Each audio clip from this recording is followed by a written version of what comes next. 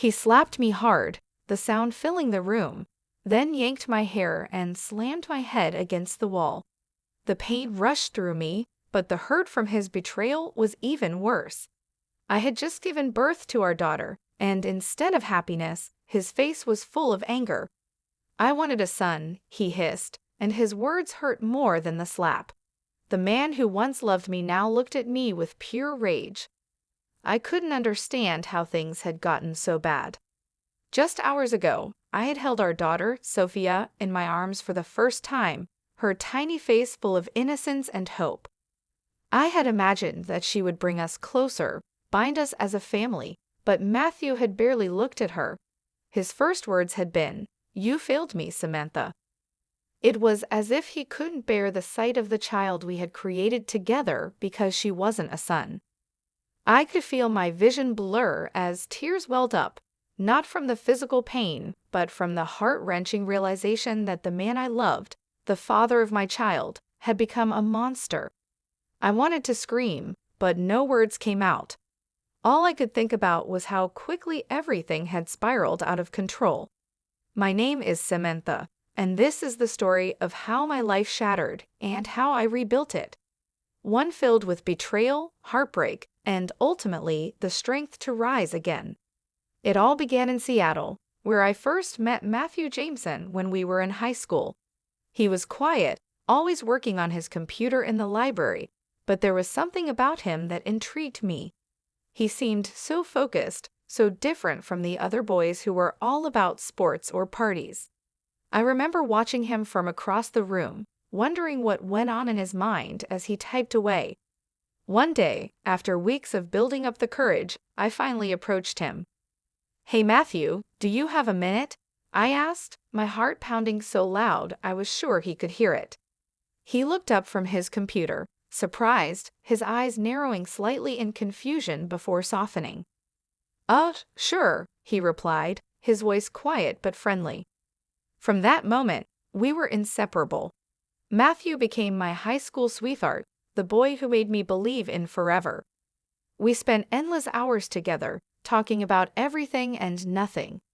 We had dreams, big dreams. He wanted to work in tech, and I had aspirations of making it in marketing. We made plans, whispered promises under the stars, and shared our first kiss at prom. It felt like a fairy tale, like nothing could ever break us apart. By the time we graduated, I was convinced we were destined to be together. We married when I was 23, filled with hope and excitement. I had just started my career as a marketing consultant, while Matthew worked as an aide technician. Life seemed perfect, especially when we found out I was pregnant.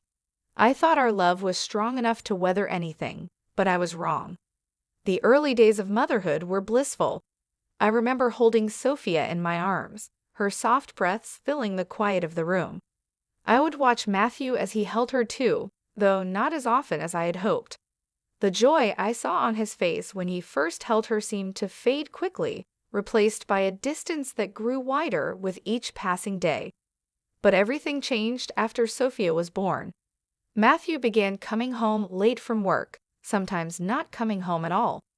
I would sit on the couch, my heart pounding with worry, waiting to hear the creak of the front door, hoping for some kind of explanation that would ease the knot of anxiety twisting in my stomach. "Where have you been?" I would ask, trying to keep my voice steady, not wanting to accuse him outright, though deep down I feared the worst. "Just work, Samantha," he would reply, brushing past me without even meeting my eyes. "You know how it is." But I didn't know. What I did know was that things were falling apart. I felt like I was losing him, and with each passing day, the Matthew I had fallen in love with seemed further and further out of reach. The breaking point came one evening during another argument. The house was quiet except for the sound of the clock ticking in the background, a reminder of how late it had gotten. I had waited up for Matthew again, and when he finally came through the door, it was clear something was wrong. He was agitated, barely able to meet my eyes. I had asked him, once again, where he had been. "This isn't just about work, Matthew. What's going on?" I demanded, frustration bubbling inside me. I was exhausted, emotionally and physically, and I couldn't take the distance between us any longer. He snapped, his voice sharp and cutting. I'm doing my best. Maybe if you weren't so needy all the time, I wouldn't have to stay out. His words were like a slap in the face, but what came next was worse. In a blur of anger, Matthew lunged at me. His hands gripped my neck, pushing me down to the floor with a force that knocked the wind out of me. I was stunned, staring up at him in disbelief. The man I had married, the man I had built a life with, was now a stranger. I could barely recognize him through the haze of my shock and fear. For a moment, everything stood still. It was as though time had slowed down, the only sound my heartbeat pounding in my ears. He didn't just hurt me physically. It was as though he had crushed my spirit, my hope that things could ever go back to the way they were. I stayed on the floor, frozen, while he stormed out of the house. He didn't come back for days. I didn't call him. I couldn't. I didn't know what to say or how to process what had happened. But deep down, I knew that things would never be the same. Then came the betrayal that shattered what little hope I had left. It had been weeks since the incident, and Matthew's absence had become a constant ache in my heart. I tried to hold myself together for Sophia's sake, but the loneliness gnawed at me, leaving me feeling empty and lost. One evening, as I scrolled through my phone, hoping for some distraction from the silence of the house, I saw something that made my heart stop. A photo of Matthew, smiling and carefree, but he wasn't alone. Standing beside him, laughing on a beach, was Rachel, my younger sister. At first, I thought it was a mistake. Maybe it was an old photo, a memory from before everything had gone so wrong. But as I clicked through the images, the truth became undeniable. There they were, in photo after photo, looking like the perfect couple. My stomach turned as I realized what had been happening right under my nose. Rachel, who had always been the free spirit, the one who never took life seriously, had somehow become a part of this nightmare. She was supposed to be my sister, my confidant, the one person I could trust. But she had betrayed me in the worst way possible. I stared at the screen, numb. How long had this been going on? Had they been seeing each other while Matthew and I were still trying to hold our marriage together? How could they do this to me, to Sophia? I called my parents that night, my hands shaking as I dialed their number. When my mother answered, her voice warm and familiar, I couldn't hold back the tears any longer. Mom, Rachel, she's with Matthew. They've been seeing each other. There was a long pause on the other end of the line, and when my mother finally spoke, her voice was filled with shock and disappointment. Samantha, hi, I don't know what to say. I'm so sorry. We'll help however we can. But no words of comfort could ease the pain of that betrayal. I felt like my entire world had collapsed in on itself. Not only had I lost my husband, but I had also lost my sister. It was a double betrayal, one that left me feeling more alone than I had ever felt before. Days passed in a blur of disbelief and heartache. I tried to focus on Sophia, to give her the love and attention she deserved, but it was hard. Every time I thought about what Matthew and Rachel had done, the anger and hurt bubbled up again, threatening to overwhelm me. Then, as if things couldn't get worse, I discovered that they had been draining money from our joint account, my money. They had been using it to fund their new lavish lifestyle, leaving me with nothing but unpaid bills and an empty bank account. It was as if they had taken everything from me, my trust, my family, and now my financial security. In one of the darkest moments of my life, a familiar face walked through the door, Mr. Jameson, Matthew's father. He had always been kind to me, treating me like the daughter he never had, and now, as he sat beside me, the disappointment in his eyes mirrored my own. I'm deeply sorry for what Matthew has done, Samantha, he said quietly, his voice filled with regret. I had no idea things had gotten this bad. I want to help you. I've set aside $200,000 for Sophia's future. Please, take it. Tears welled up in my eyes, but I shook my head. I can't take charity. I need to stand on my own. This isn't charity, he insisted. It's for Sophia, and I want to help you rebuild. You're strong, Samantha, stronger than you realize. Let's turn this around. You've always had an eye for design. Why not open your own home decor boutique? Use this money to create something for yourself and for Sophia. You deserve that.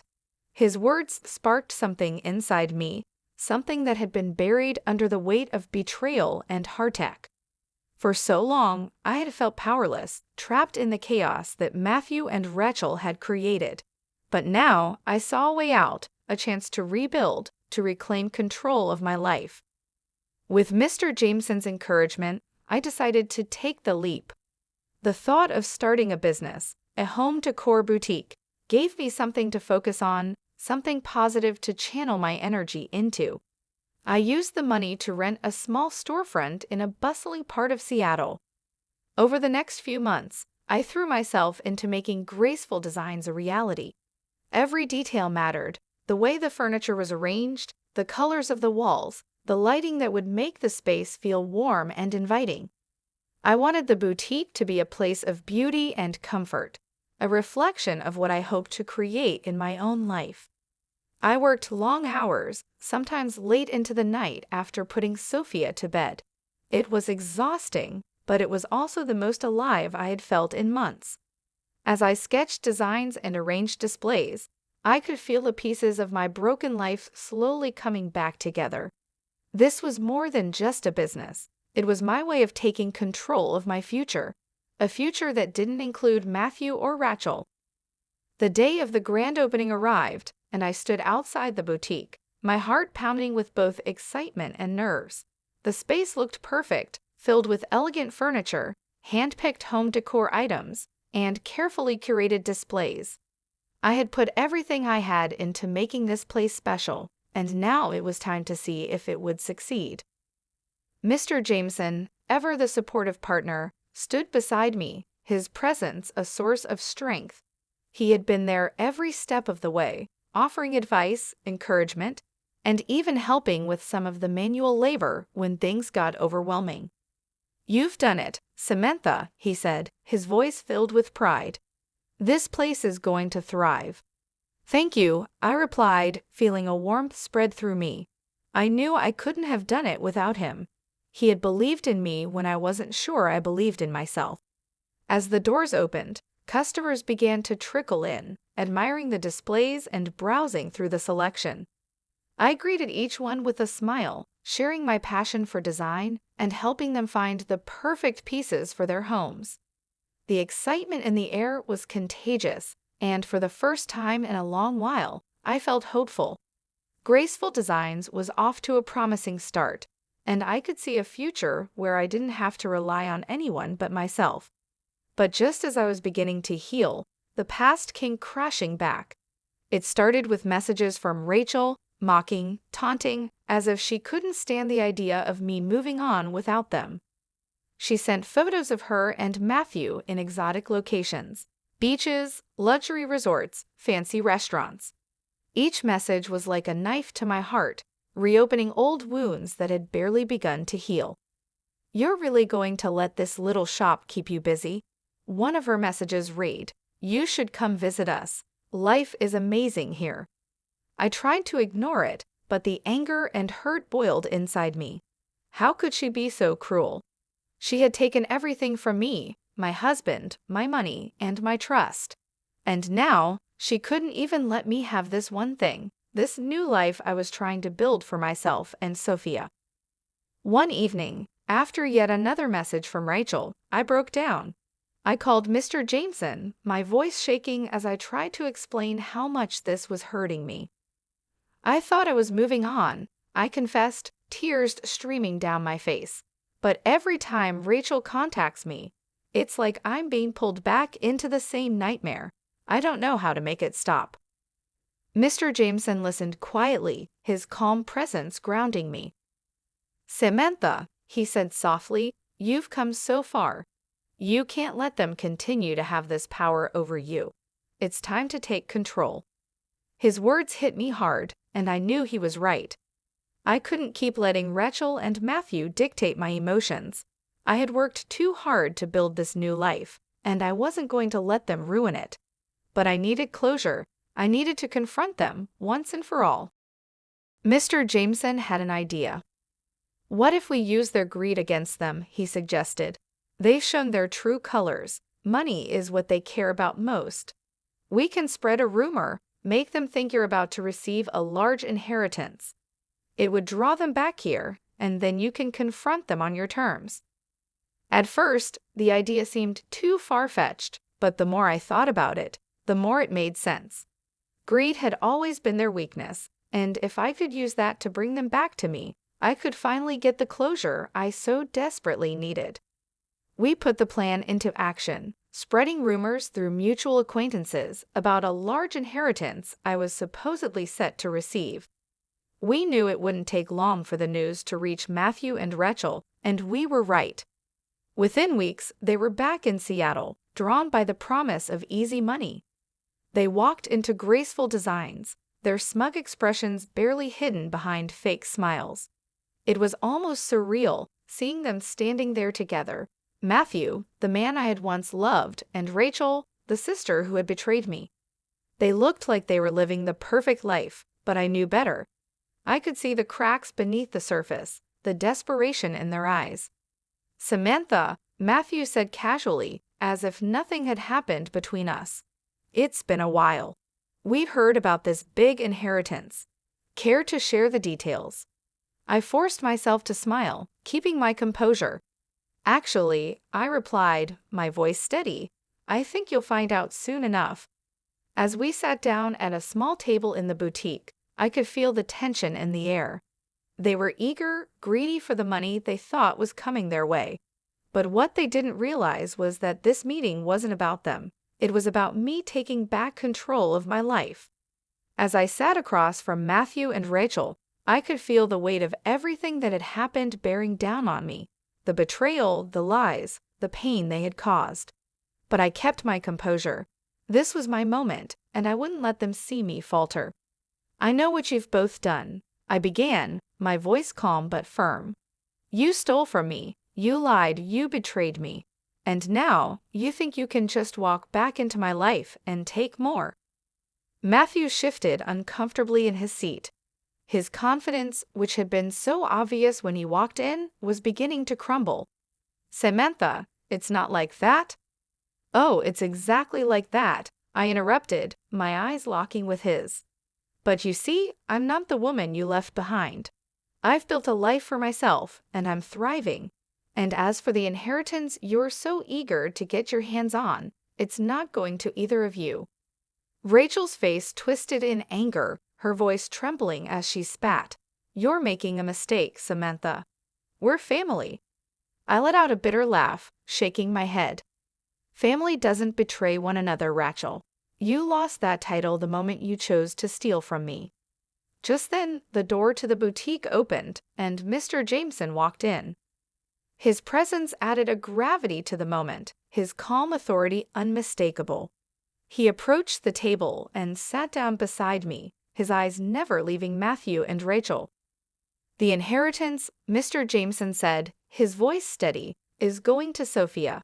Neither of you are entitled to a single penny." The shock on their faces was priceless. I could see their world collapsing around them as they realized they had been outplayed. For the first time, I saw fear in their eyes, fear that they were about to lose everything they had so arrogantly assumed would be theirs. Matthew opened his mouth to speak, but no words came out. His usual smugness had vanished, replaced by a desperation I hadn't seen before. Rachel, too, was at a loss for words, her earlier bravado crumbling as the reality of the situation sank in.